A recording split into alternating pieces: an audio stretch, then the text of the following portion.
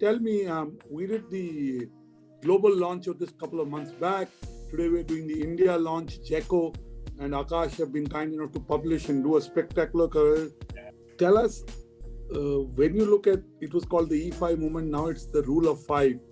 Why did you change the name? Give us the thought process about that. And why is it so relevant to India, Maldives and Sri Lanka? It's a great question. Thank you. Well, let me just show you the first book, which came out globally.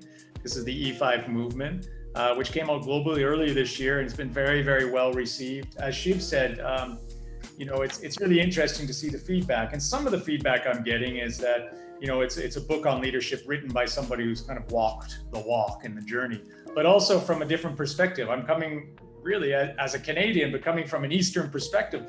Most of my leadership journey has been in this part of the world. So while I have roots in Canada in the West, I do have lenses from, let's say, an Asian perspective, Eastern perspective. So that was the original book. And, as I'm living in India, and was very fortunate to meet Akash and the team from Jeko, as you said, very respected, one of the oldest publishers in India.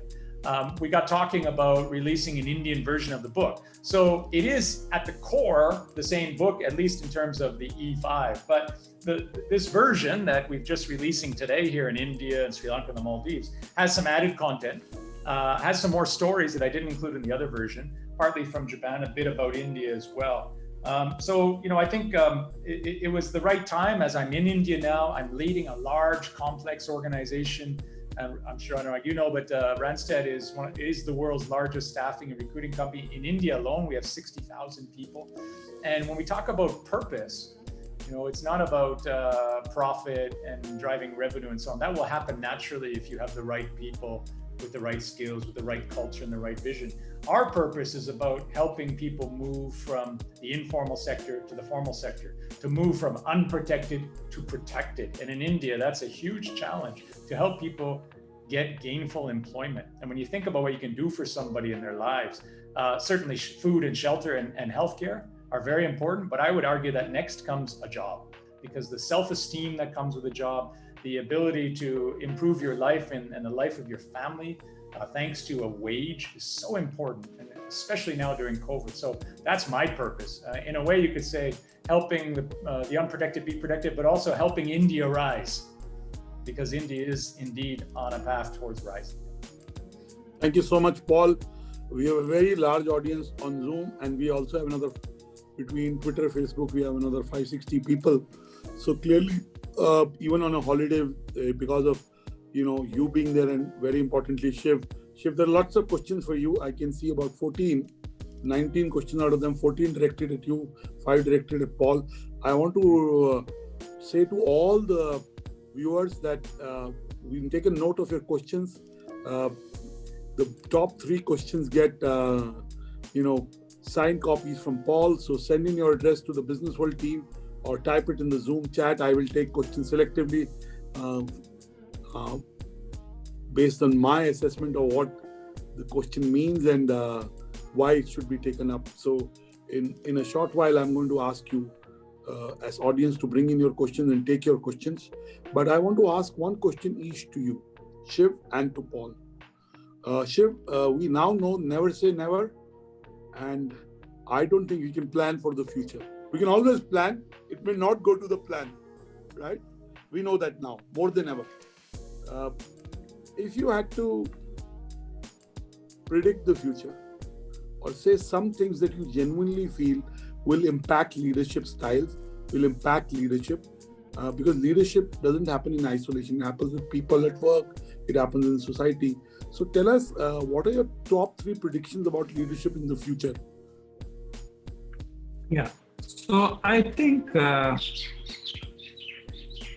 if I look at leadership into the future, what will definitely impact it? I think almost certainly digitization will impact the whole concept of digital.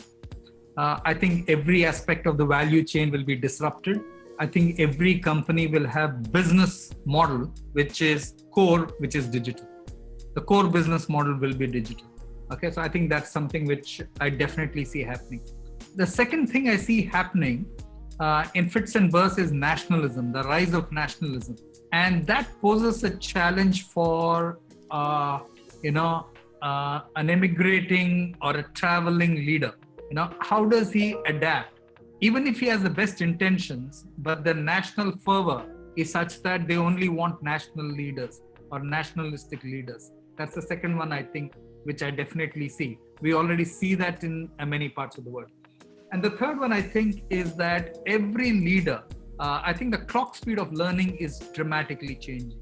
And I think leaders will be well advised to learn faster and faster in order to meet a very different speed in the world. Thank you so much, Shiv. And Paul, you've already said in the E5 movement and now in the rule of 5, what those 5 E's are, what those 5 rules are. But so clearly you have, articulated them well, but still, what are the top 3 things that will change in leadership over the next 12 to 18 months? Well, already we've been forced, all of us, all leaders I speak to, and I speak to CXOs every single day. I think over the past 7 months, I've spoken to close to 1,000 CXOs in India, face-to-face like this, virtually, of course, to share ideas and challenges and so on. And what I'm seeing here is a pattern, Annurag. Clearly, all this caught us all by surprise.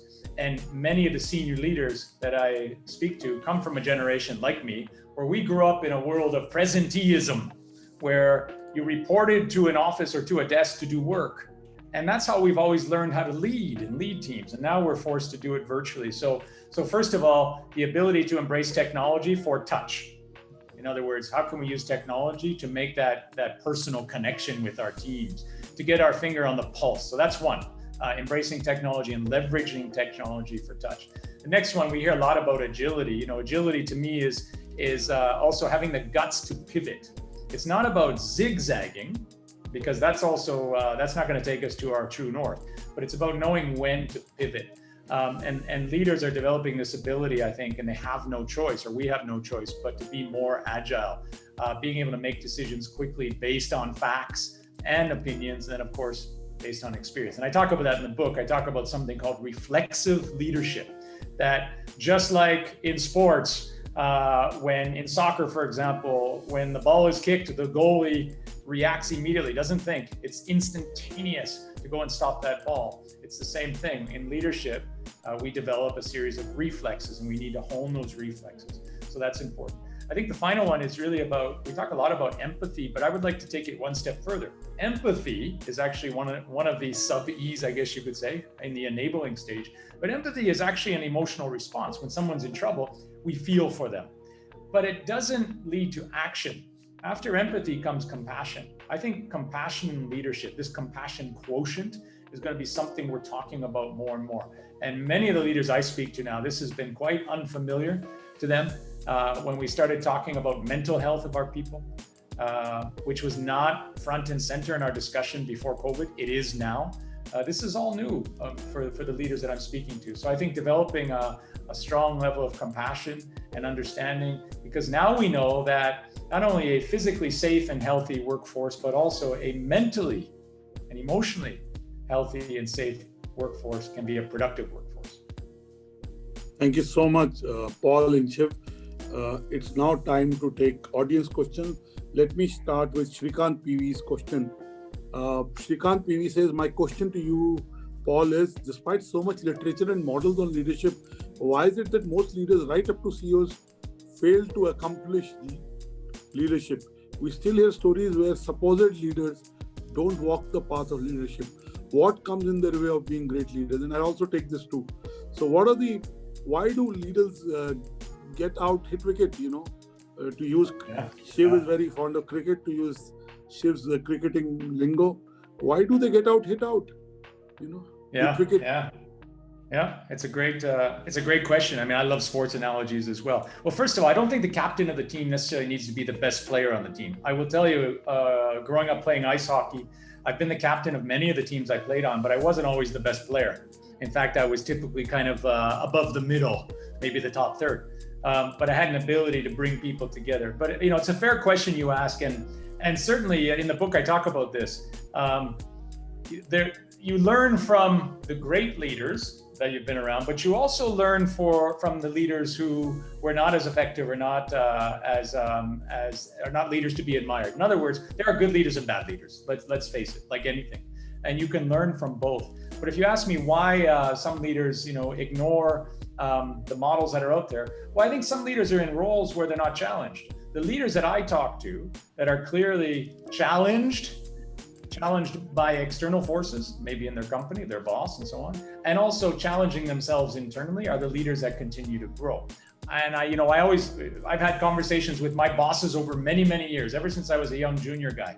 And I've always taken a stance with my managers that, respectfully to my boss, that you can't push me harder than I'm going to push myself. And I'll tell you what, say that to your manager and then walk the talk and watch what happens. You raise the bar for your manager. You also make life a bit easier for your manager, but it also sends out a message that you're on a mission. So, I think to answer your question, some leaders are comfortable in the competent manager zone, and that's where they've kind of been able to make their living. And more power to them. But I'm not interested in that. As a leader, I want to be a game changer. And by the way, if I can give some advice to the younger up and coming leaders out there, there's this idea that you're the average of the 5 people you hang out with. I think Jim Rohn said that. I absolutely believe that if you surround yourself with people that are on a mission to be game changers, watch what happens. It's magical. The multiplier effect kicks in. I surround myself with people like Shiv, like Annurag, and others. I have some. Please don't blame it on us, Paul. No. You brought up the average. You brought up the average. But I really enjoy, surrounding myself with people who are also on a similar mission. So, Marshall Goldsmith is somebody I admire a lot. He's actually my coach. I meet with him every Saturday morning.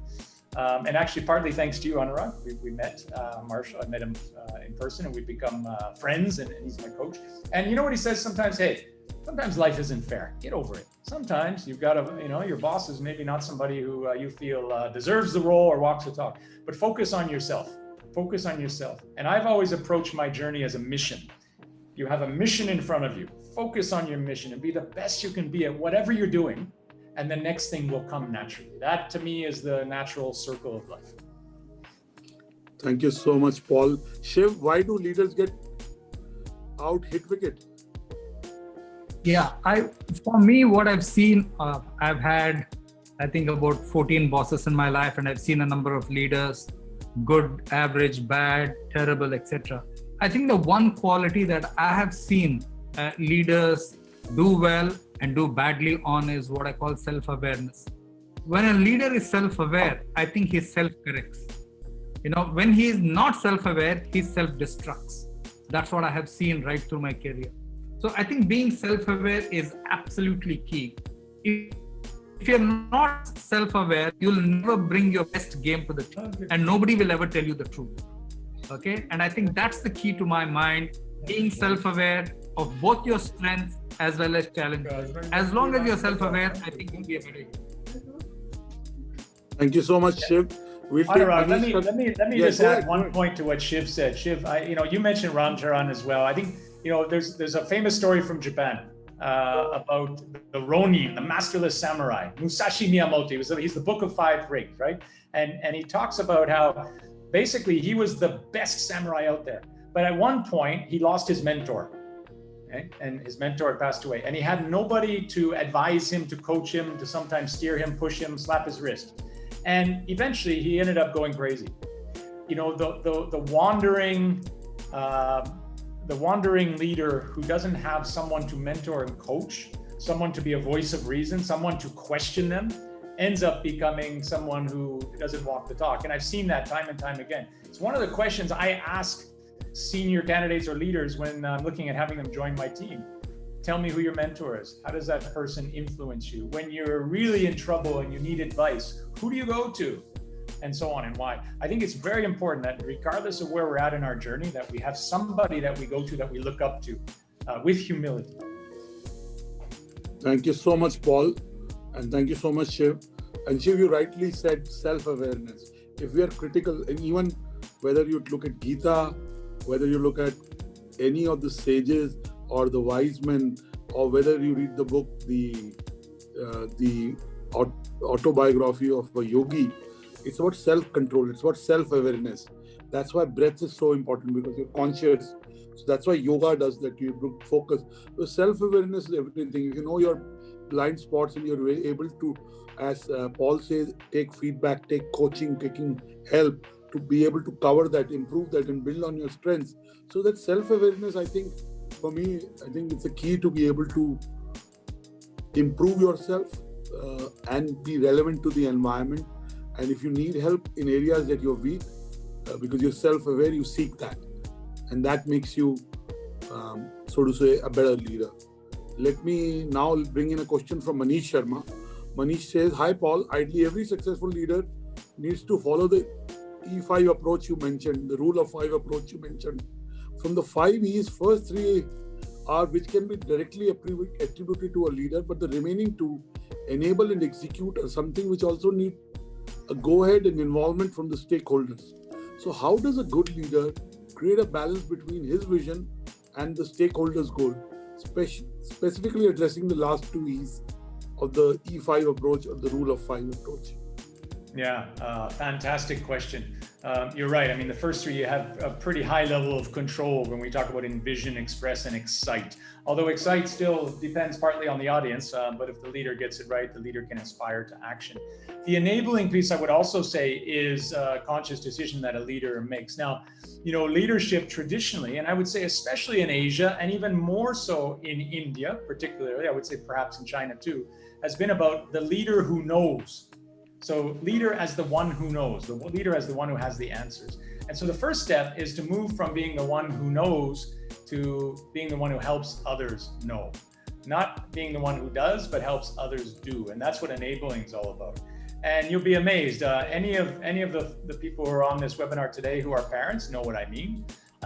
You know, you can pick up the hammer and put the nail in yourself and have your child watch, or you can say, here, take the hammer. I'm going to show you how, now go for it. And resisting the urge to grab the hammer out of the hands of the child is leadership. And so I think that's an important step, the enabling phase. And by the way, that's where I'm at in my journey right now. I'm doing my best to prepare the platform and then get out of the way to allow people to shine. The final one, execution. Well, ultimately, let's face it, whether we talk about sports, you can coach, you can enable, you can talk about the vision and so on and get the players excited, but ultimately they have to execute. And that's the black and white of what we do. And certainly, again, back to the sports analogy, players go through slumps and they go through peaks and so on. But ultimately, what we look for are people like Sachin Tendulkar and Wayne Gretzky. Sir Donald Bradman and Sir Donald Bradman. Yeah, as well. And they stayed in a zone for many, many years. Because Paul, I share my birthday with Sir Donald Bradman. That's why I said. And Sachin calls him the best cricketer ever. Sachin says it. I mean, Sachin can definitely be the best cricketer. There's no question. He's god of cricket. But There's something about consistency, yeah? There's something about consistency, especially these superstars, and not just in sports, but certainly in business. So being in that zone and maintaining that. I think that what you find is that just being consistent as a leader, walking the talk, I talked about exceptional behavior. Over time, what you start to see is people step up. Now, leadership calls for courageous decisions as well. When people don't step up, tough decisions need to be made. We've all been there. And certainly in India with Randstad, I've made some tough decisions and it's proven to bring us in the right direction. And we've created our own movement in taking the #1 position. So, you know, I think that to answer the question, it's about consistency, it's about commitment, it's about enabling, and eventually you have the right people on your bus, eventually they will come around. Thank you, Paul. You talked about taking tough decisions. There's a question from T.S. Ramakrishnan, and I'll take this first to Shiv and then bring to you. Sometimes in the interest of your own organization, you have to take very hard decisions and unpopular ones sometimes. So sometimes the leader has to fire some employees. Does it meet the empathy norm? How can you meet the empathy norm? Shiv?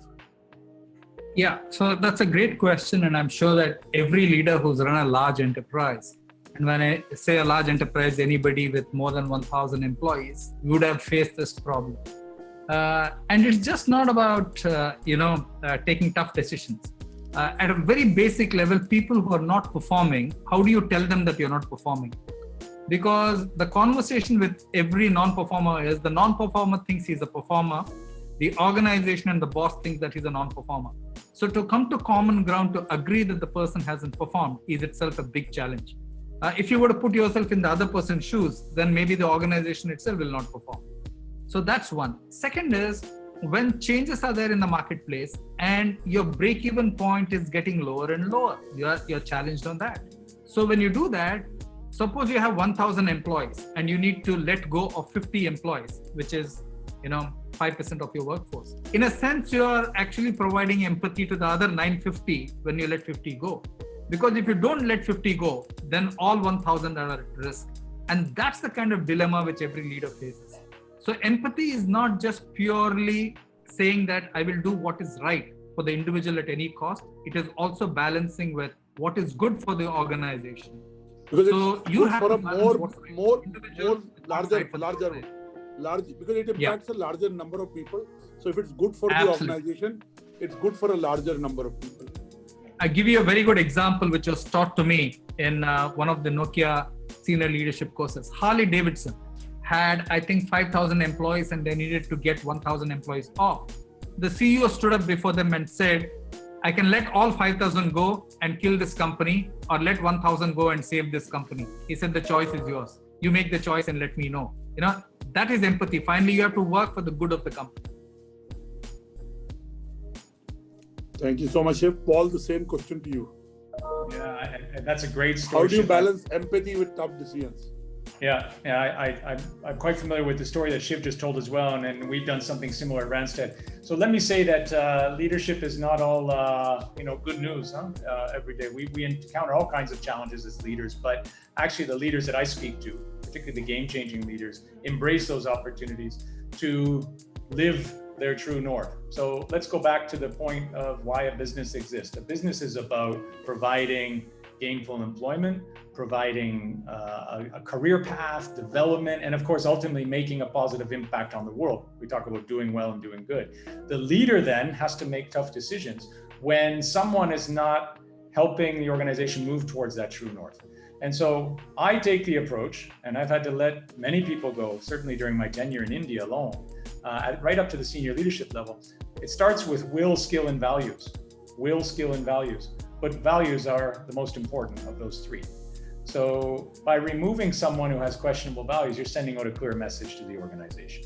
Now, that's something I've had to do many times as a leader. Secondly, performers versus non-performers. When you remove a non-performer from the organization, you're actually protecting the job of a performer. And this is especially important right now during the COVID crisis, where companies are looking at managing their headcount, their workforce. It starts with performers versus non-performers. And so in order to protect the jobs of performers, we sometimes need to let non-performers go. But this point about empathy, Annurag, I'm a strong believer in being respectful to people regardless of the situation.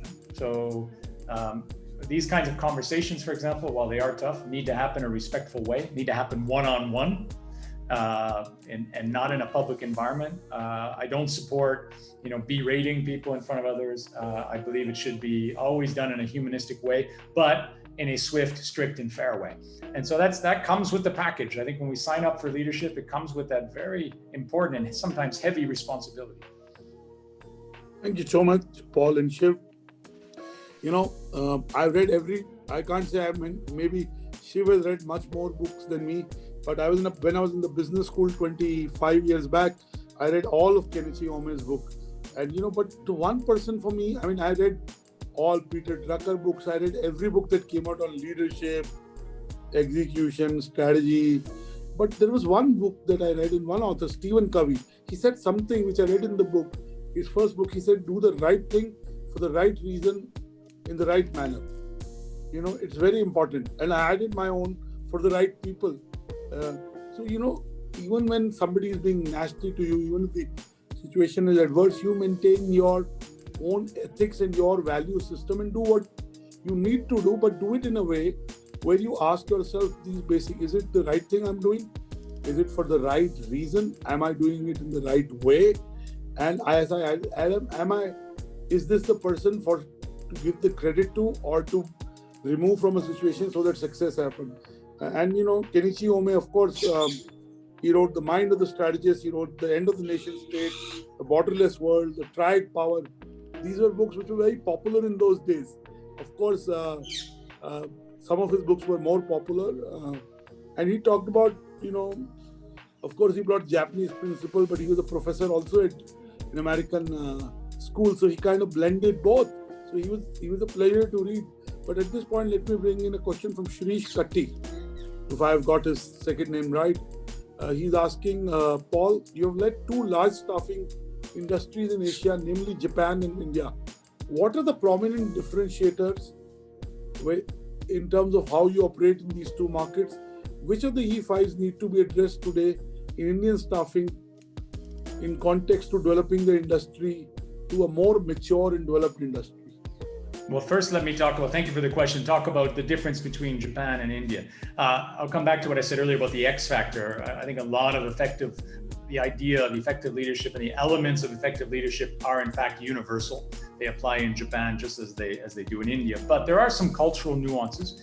In Japan, there is clearly a need to understand the silence between the words. So in Japanese culture and even in the language itself, it's often what's not said, which is more important than what's said.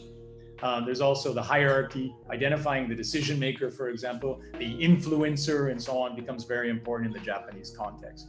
Also in Japan, people take time to process the idea. They want to understand from a logical perspective why we're going to do something, how we're going to do it, what would be the impact and so on.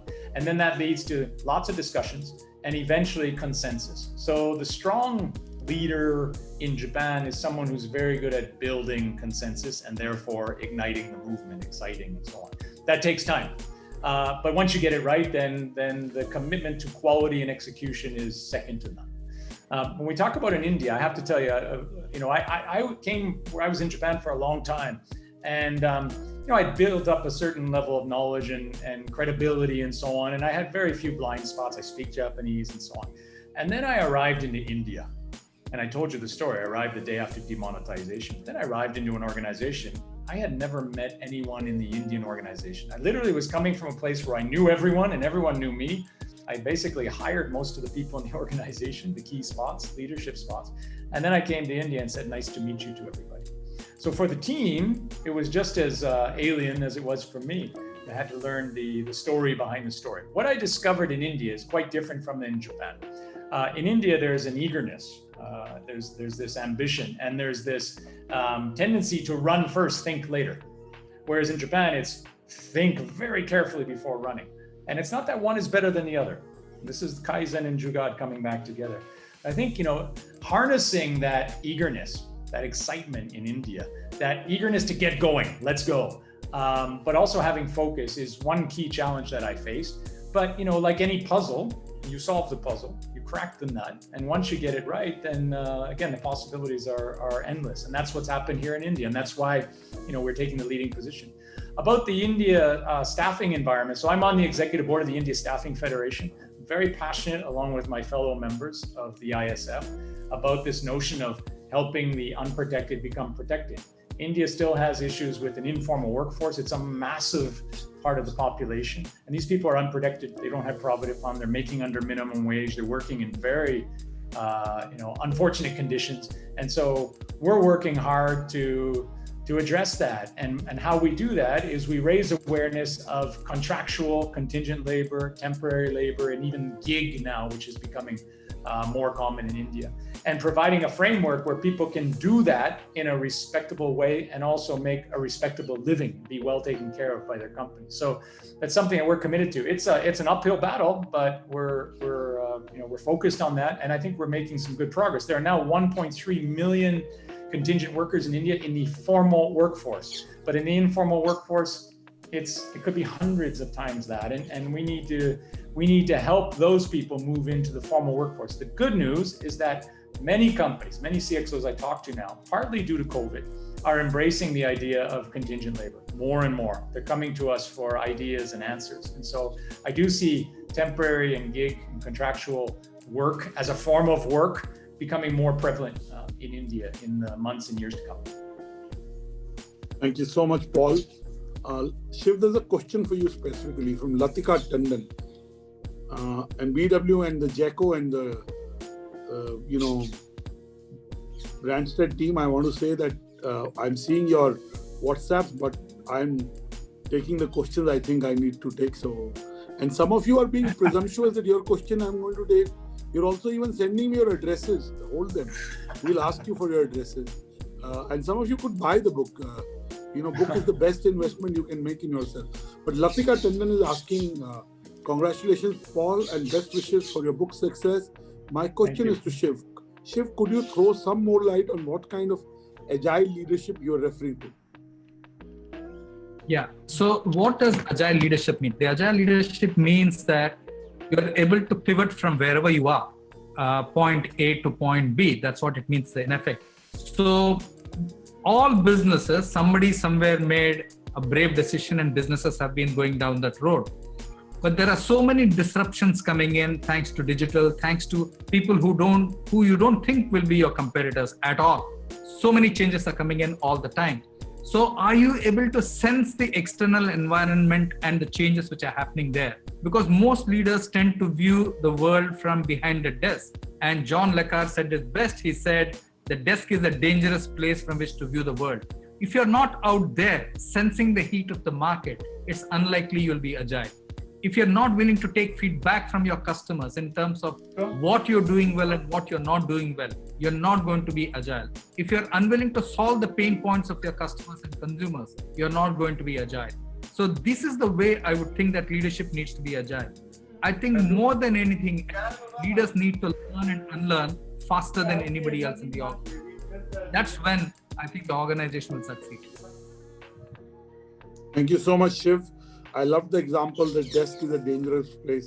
We need to be out there, understand the environment, understand customers, in an interaction with you, one of your colleagues said that, Shiv would make sure that he wants to go on market visits, meet customers, meet distributors, meet people in the regional offices. I think Paul has the same philosophy of going to pre-COVID, going to all his offices, meeting his colleagues. I think, when you know the street from how it operates on the ground, you really make more informed and better decisions, and hopefully decisions that are more positive. At this point, let me take the last question. There are I think we've got 42 questions. It's not possible to take 42 questions. But Shiv, let me ask you before I bring in Akash from JECO to give his vote of thanks and tell us a bit about the book, and you already told us how it came about. But Shiv, the question that fascinated me on this book is a question from Dr. VP Singh. He asked, how has your E5 model supplemented or modified earlier theories, including Kaus's and Posner's LPI model? Clearly into management theory deeply. So he's saying, what is the fresh thought process? And of course, Shiv said it's about simplification, it is about relevance, and it is about believing in what you believe personally. So tell us what's fresh in the book. Yeah, so I think what's fresh in the book is the way Paul has organized the book along those 5 dimensions. I think that's very, very fresh. Here's what it is, and I think you asked me this sometime ago, Annurag. Why do I read books? Somebody asked me this question. If I can even pick 2 to 3 new concepts from a book, I'm very happy with this, while I might know all the other 90 concepts. And that's the point I make about learning and unlearning. If we were to still live by the lessons we learned in the 80s or the 90s, or let me give you a very good example. If somebody writes a marketing book today, and somebody says, but Philip Kotler wrote it in 1980s, but marketing has changed significantly. Well, some of the principles might apply. I think similarly, when Paul talks about, this whole thing of execution, I think today we place enormous focus on execution compared to ever before. Because I think by and large, strategies are getting commoditized in every industry. We are able to copy it either because we have capital or we have technology. We don't have the people to execute it well. So I think the ability which Paul has brought to the table to connect the vision to the execution and put all the steps in between, I thought that was a nice concept. So that's why I liked it. Anurag, I'd just like to add a little bit to that one. It's a great question from the professor. So, the model that the professor references actually was built on the back of many, many leaders over history. And you mentioned the Gita, and we talk about selflessness and so on. Empathy was born, you could argue, in the Gita and perhaps in the Bible and other religious scripts. Aristotle and Plato talked about empowering, and you can fast forward all the way to today. I think, and I argue this in the book as well, and I'm very open in the book, at the beginning of the book, where I talk about the leaders who have influenced me over my journey. And many of the leaders are leaders who, over history, who have done so. If I go back to the founder of Panasonic, very similar to the Tata family, Konosuke Matsushita, who at the center of his leadership philosophy was empathy. And he always talked about the human element, and he used the word empathy often, well before anyone was talking about empathy. If you fast forward to leaders like Gandhi and Martin Luther King and beyond, and of course Jack Welch had his 3E model, Bob McDonald from P&G had his 5E model. There's a lot of intertwining models, and I think it goes back to what Isaac Newton said, where he said, I see further when I stand on the shoulders of people who have walked before me. And that's where Stand on the Shoulders of Giants was born. And so I really believe that this book is fresh in some ways and familiar in some ways. And as Shiv said, if I sit down with fellow leaders and we talk about a topic related to the 5Es or beyond, a lot of it is very familiar, but it's a different take. And that's where the learning comes. It's on the perspective. And that's what I've aimed to do with this book. So when it comes to leadership models, I believe nobody owns them. We all share them. We all stand on the shoulders of giants. It's our duty as leaders to craft our version and to share it with the world. And I use the phrase golden nuggets. Shiv mentioned that as well. If you get one or two, learnings from a conversation or from a book, I would call them golden nuggets. And it's my hope that people will read the book and walk away with a couple of golden nuggets that they can use in their own journey. Thank you so much. Annurag, I would add to that. It's like driving a car. It doesn't matter how many times you drive, you always learn something new. Something else happens on the road which you never anticipated. So you always learn something new. Okay, Shiv. Thank you so much, Shiv and Paul. My last question to both of you. Paul, what about compassion? Will your next book be about the compassion quotient? And we haven't had a chat but the number of times you mentioned this, yeah. I suspect it is going to be about compassion. Well, it's funny you asked me that question, Annurag, and I have not shared this with you, not pre-planned, but I am working on my next book, and it's well on its way. And at the core of it is compassion. It's a bit about leadership, but it's about inspiration as well, and it's about constant learning. So yeah, I come back to my point I made earlier. All of us as leaders have been forced to really bring compassion up to perhaps the top priority. And many of us had, when we talked about the mental and emotional health of our people, it was something that we relied on HR to ensure was happening. And it was on a minor scale, but now it's really coming to the forefront. We know we're in a marathon. This is not a sprint. And so the leaders that are getting it right now have really refocused their energy, their attention on being with their people, on taking pulse checks, on understanding how the team is feeling, and then of course, enabling them to move forward, enabling them to shine in this new world. That's leadership today. Thank you so much, Paul. My last question to you. What are the lessons leaders can learn from cricket? So give us the top 5 lessons that cricket and leadership kind of bring together. Shiv? For me? Yes, Shiv. Cricket has to be about you. Fantastic. So let me give you lessons of what you're going through. I don't know how many of you are following IPL right now. Okay. But let me give you real life examples from IPL. So imagine IPL as 14 matches, it's 14 quarters. Okay. 14 quarters is 3.5 years. The average life of a CEO in India is 4 years, which is 16 quarters. Okay. Number one. Now, we already see a change in captain in Calcutta Knight Riders. 7 matches out, you have a change. So think about that. No leader can... Number one. Next, you look at it. In the past, the whole matches were played home and away. You made your pitches for your home team, for your bowlers, etc. 7 matches home, 7 matches away. Suddenly, there's no concept of home advantage. You're playing on the same 3 grounds, all 8 teams. So ask yourself, will you have a concept called a home advantage in the future, which is India? You might not have that advantage. Like you said, Annurag, you want to go to 20 countries. It's no longer about, home advantage. Next, look at the number of players who are sitting on the bench, very highly talented guys, captains of their national teams, Jason Holder, etc. So what's important is the combination that you need to get right. It is not about having the best names on the team. If that combination works, then you go with it. It doesn't matter who sits out. I think these are some very simple lessons that I will give you based on what you're seeing in IPL right now. Thank you so much. They're so relatable, and I'm sure all our viewers and readers will identify with this. At this point, I would like to request Mr. Akash Shah, who is the publisher of the Jacob Publishing House, who has published this book and made today's knowledge session possible, to come and talk about the book and say very good things about me, Paul, and Shiv. Thanks very much, Annurag. First, I'd like to thank everyone who's watching this virtual event and for joining us on a holiday. I do hope you've got some great management insights while listening to the speakers in this launch. It's interesting that Paul and I met during Robin Sharma's author event in Delhi, which was actually organized by you, Annurag, in February 2019. I don't know if you remember that event. I very much. And yeah, Paul and I were sitting right in front, and we were, we didn't even know each other. And then Paul, I don't know, we just started talking, and then we had a great conversation. And Paul said, "Oh, he's going to be writing a book," and I said, "I'm the publisher of this book." So we had like a great initial discussion.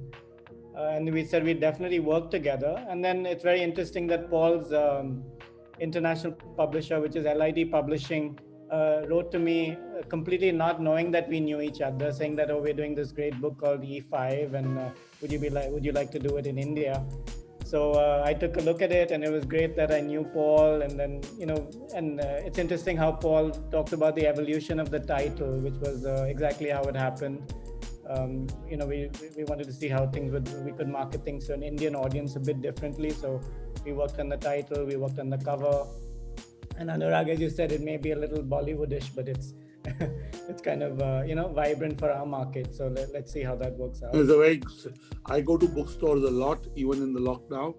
Last week I bought 46 books. So it's a cover I would pick up in the bookstore.